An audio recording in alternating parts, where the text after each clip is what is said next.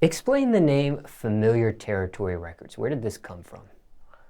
The name Familiar Territory Records, it came from back, man, when I first started doing music.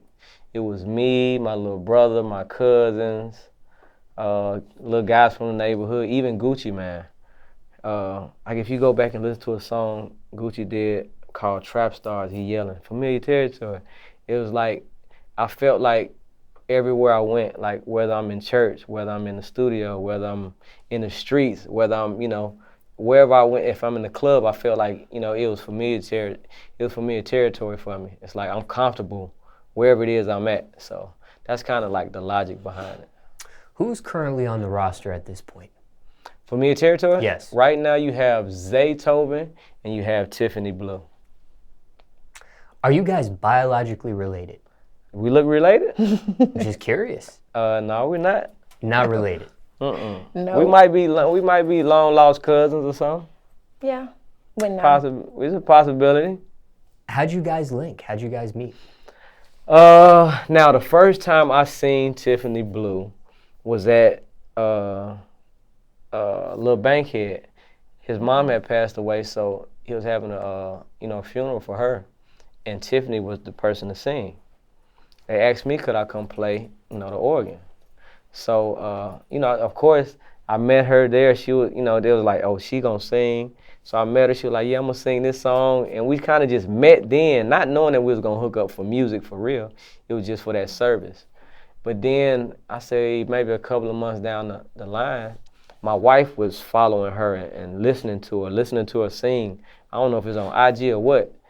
And she was like, you need to work with, this girl Tiffany, Tiffany Bleu. So she showed me her IG.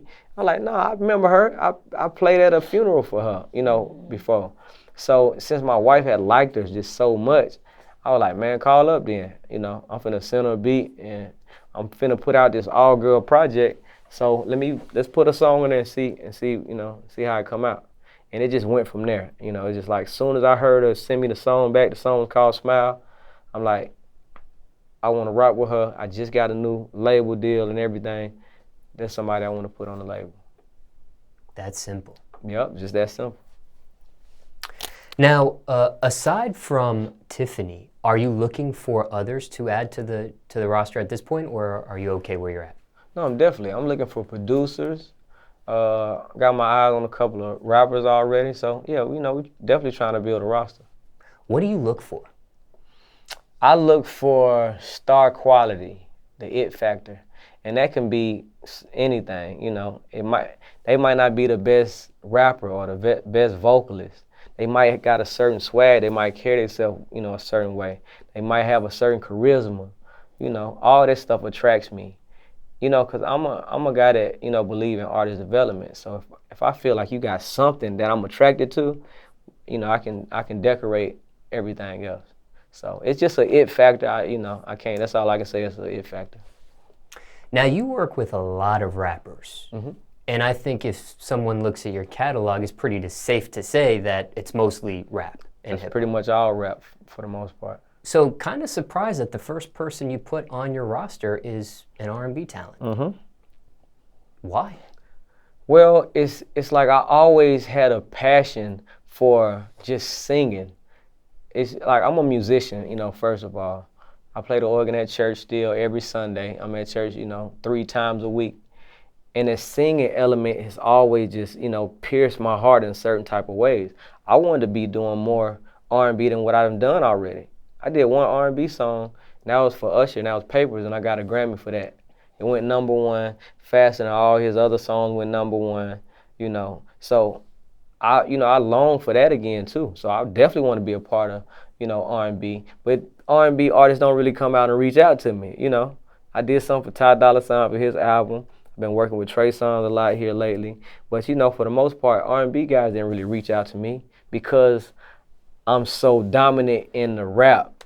So now that I got my own situation, it's like, now let me pick what I want. Let me put on the roster what I want to do.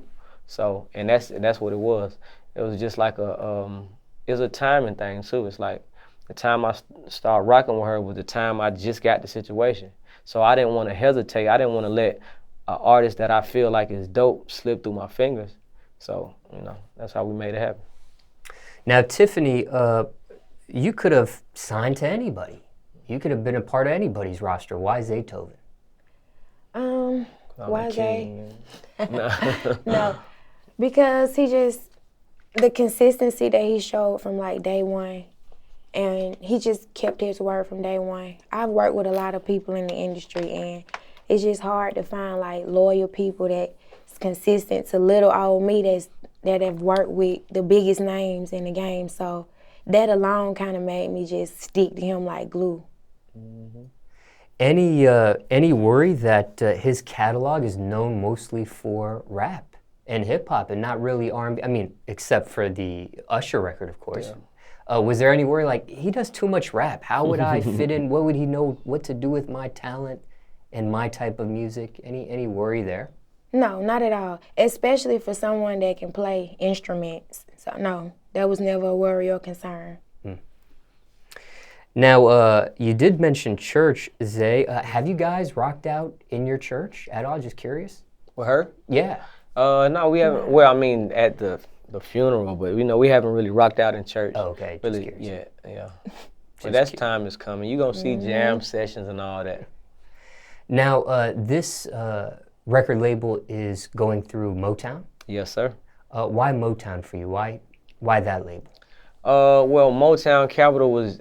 At the time, there was just one of the many different major labels that was offering me a deal.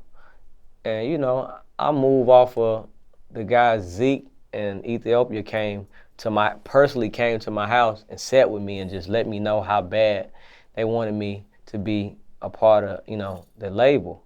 So, you know, out of everybody else I was talking to, it just felt more personal. You know, they felt like, you know, like it was a real need for me to come over there, so that's kind of how I made my decision. I see. Migos already over there, you know, so it's like, why not?